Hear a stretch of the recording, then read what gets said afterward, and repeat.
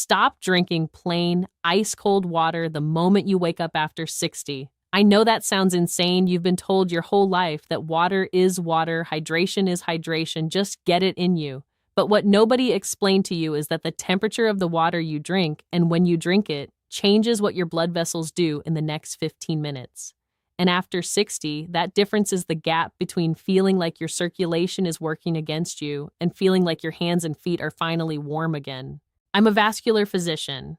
I've spent more than 2 decades looking at ultrasound images of blood moving or not moving through the arteries of people in their 60s, 70s, and 80s. And one of the most consistent, most fixable things I see isn't cholesterol. It isn't even blood pressure. It's simply that most of my patients over 60 are walking around mildly, chronically dehydrated without a single symptom that feels like thirst. Research pooled from the 3rd National Health and Nutrition Examination Survey looked at more than 2,600 adults between 70 and 90 years old and found that roughly 40% of them had mild hypertonicity, meaning their blood was measurably more concentrated than it should be, and another 30% had moderate to severe hypertonicity. That's not a fringe finding. That is the majority of people in that age range walking around thicker-blooded than they realize, and never once feeling thirsty enough to do anything about it.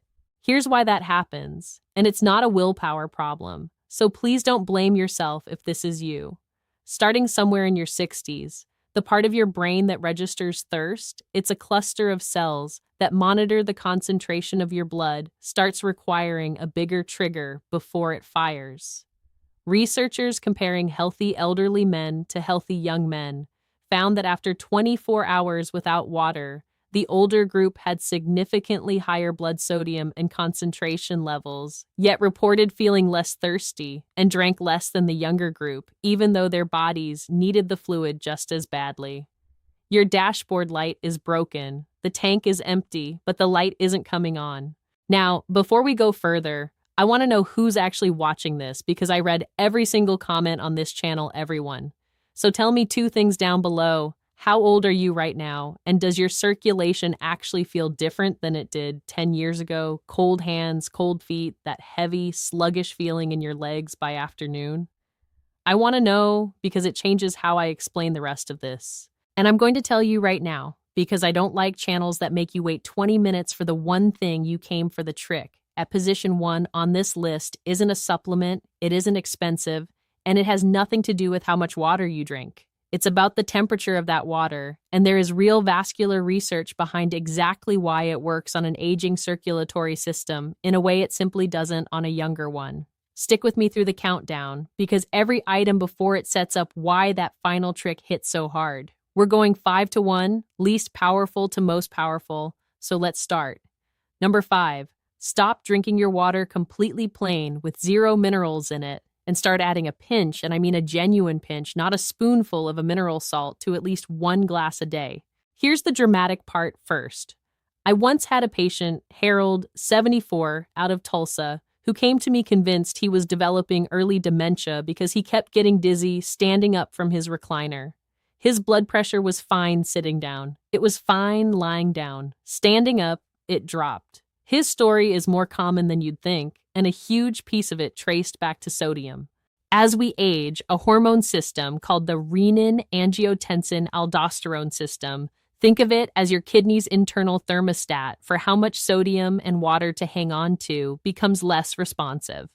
Research on this system found that plasma renin activity can drop by around 70% in older adults after sodium restriction combined with several hours of activity and aldosterone excretion. The hormone that tells your kidneys to hold on to sodium runs about 30% lower in elderly subjects compared to younger ones on the same diet. In plain terms, your kidneys become worse at conserving the sodium your blood needs to hold on to water and maintain pressure, so you can drink glass after glass of plain water and still end up with blood that's thinner in the wrong way, pressure drops, and the water you drank passes through you faster than it hydrates you. Why this matters specifically for an aging body comes down to blood volume. Think of your bloodstream like a garden hose. Sodium and a few other minerals are what keep water inside that hose instead of leaking straight out through the kidneys. Plain water without any minerals is like pouring water into a hose with pinholes in it. Some of it just runs straight through. A tiny bit of sodium, along with potassium, acts like a patch, holding that fluid inside your circulation long enough for it to actually reach your tissues, your brain, your extremities. Practically, this means 1 glass a day. I usually tell patients their morning glass gets a genuine pinch of a good quality salt, ideally one with trace minerals rather than pure refined table salt. That's it. Not every glass, not a huge dose, just enough to help your body retain what you're drinking. If you're on blood pressure medication or have kidney disease, this is a conversation to have with your own doctor first, because everybody's sodium needs are different at this stage of life. The synergy tip here is pairing that mineral water with a potassium-rich food, nearby half a banana, or a handful of cantaloupe, because sodium and potassium work as a pair, not solo, in how your body actually holds onto and distributes fluid. Number 4, stop drinking 3 big glasses of water and calling it done for the day. Start sipping smaller amounts spread across every hour you're awake instead. Here's why your kidneys specifically need this shift after 60. Kidney function naturally declines with age. One of the clearest changes is a reduced ability to concentrate urine, meaning your kidneys become less efficient at deciding exactly how much water to keep versus release at any given moment.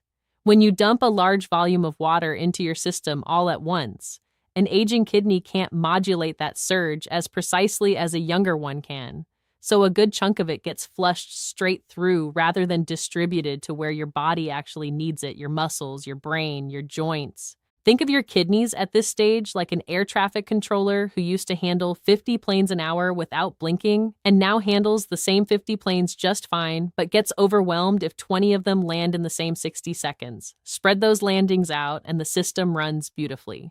Dump them all at once and things get chaotic in this case. That chaos is fluid passing through without ever fully hydrating your tissues.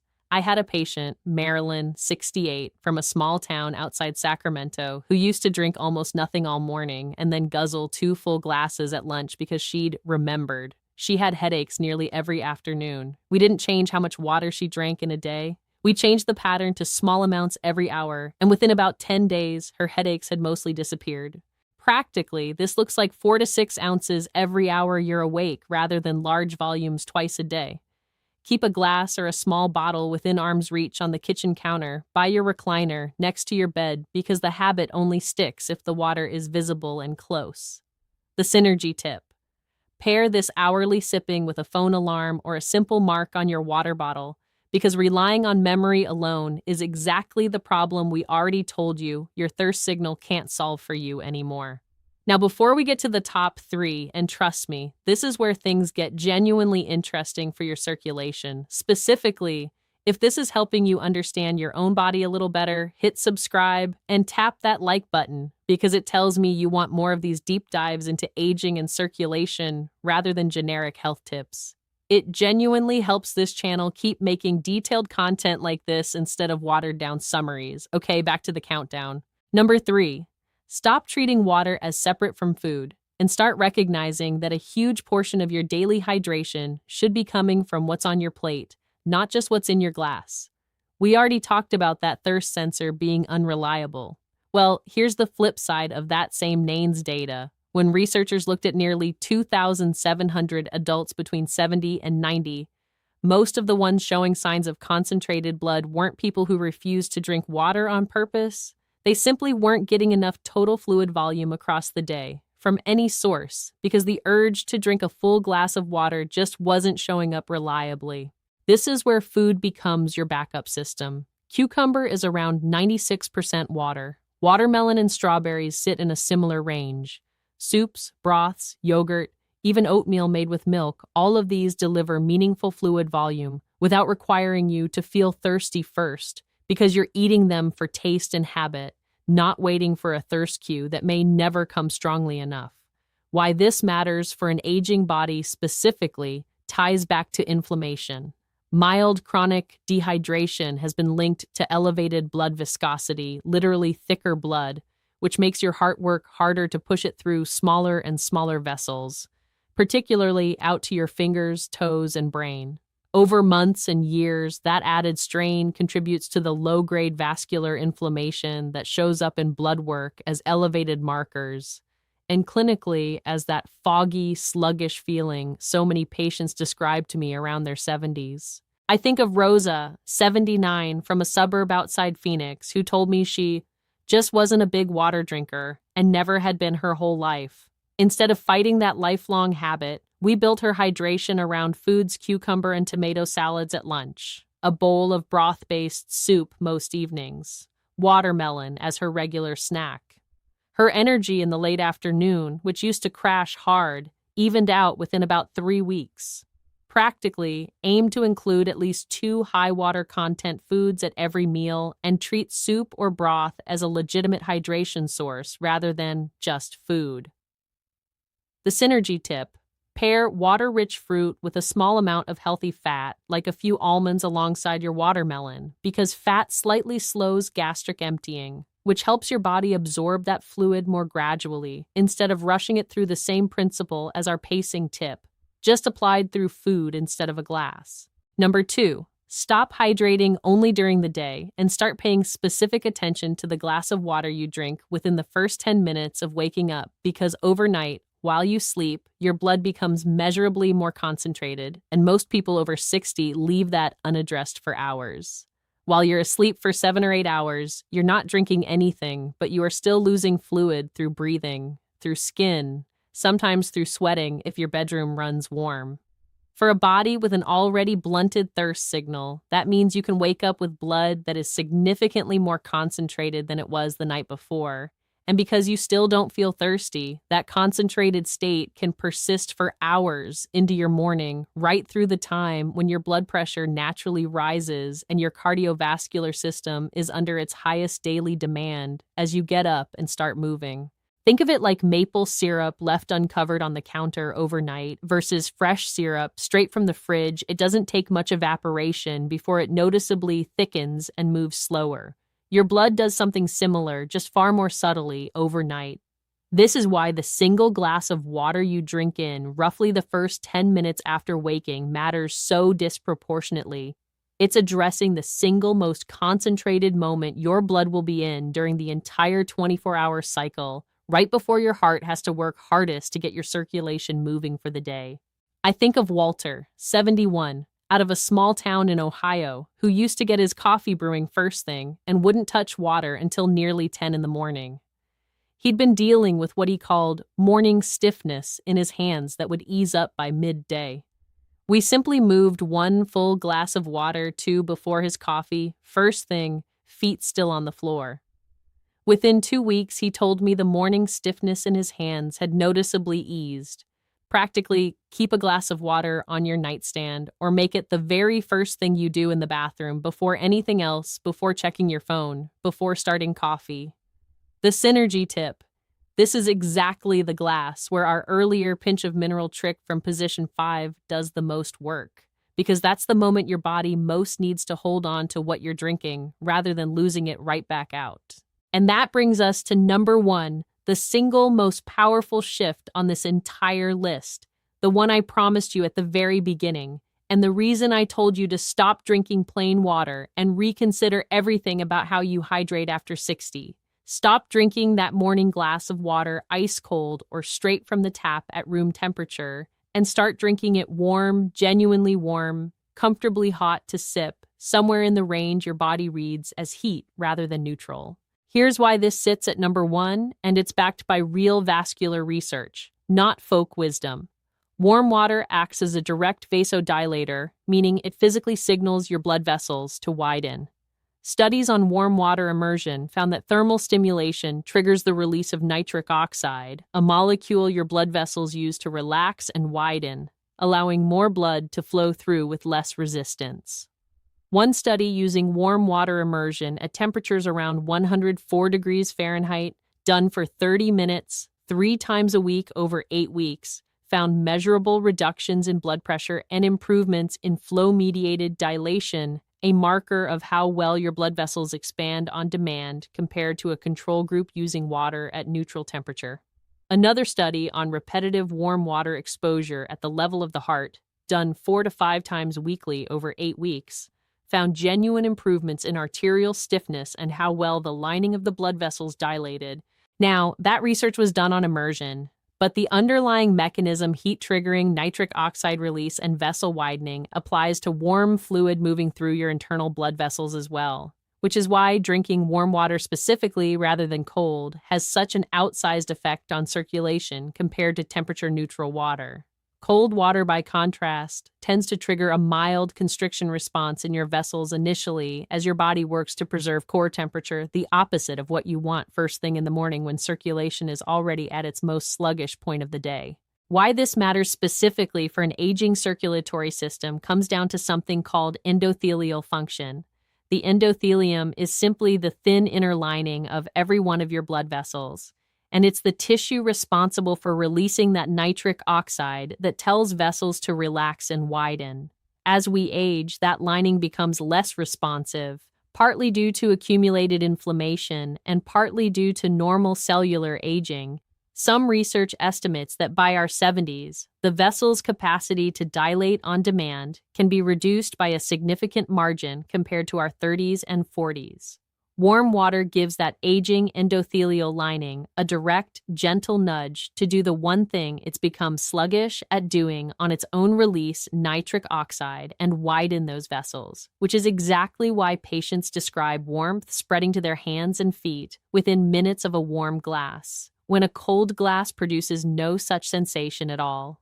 I think of Dorothy, 76, from a small coastal town in Maine, who came to me with hands so cold in the morning she wore gloves at her own kitchen table in July.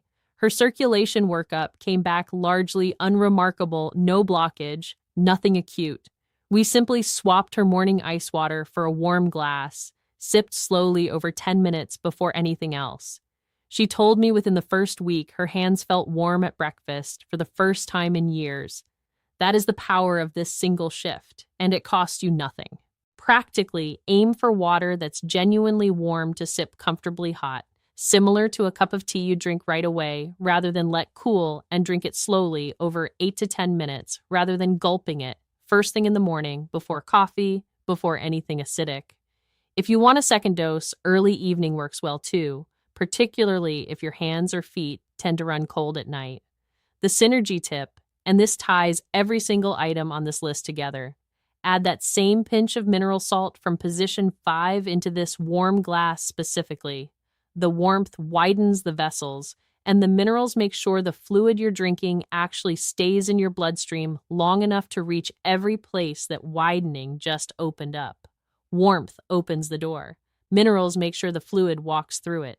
I want to say something plainly, because I've watched this shift matter for hundreds of patients now, not just the handful I've named today. Losing your independence rarely happens all at once. It happens in small, quiet ways, a hand too stiff and cold to open a jar, a moment of dizziness standing up that makes you grab the counter instead of walking freely across the room, an afternoon fog that keeps you in your chair instead of out in your garden or at your grandchild's soccer game. Your circulation is not a minor detail of your health. At this stage of life, it is the delivery system for every single thing that keeps you independent, alert, and steady on your feet. And the extraordinary thing about everything I've shared with you today is that none of it requires a prescription, a supplement bottle, or a single dollar you weren't already going to spend on water anyway. It simply requires understanding what your body actually needs now at this age, rather than what worked for you decades ago. It is genuinely never too late to hand your circulation a system that works with your aging body instead of against it. I have watched patients in their 80s feel warmth return to their hands within a single week of this exact shift. All of the research I referenced today, the NHANES hydration data, the thirst sensation studies, the warm water immersion trials on blood vessel function is linked in the description below if you want to look at it yourself, and I genuinely encourage you to. If this helped you understand your own body a little better, subscribe to this channel because I put out content like this regularly, and I read every comment personally. So tell me down below, are you going to try the warm water first thing tomorrow morning? And if you already do something like this, what's your personal trick been for keeping your circulation feeling alive as you've gotten older? I'll be reading, and I'll see you in the next one.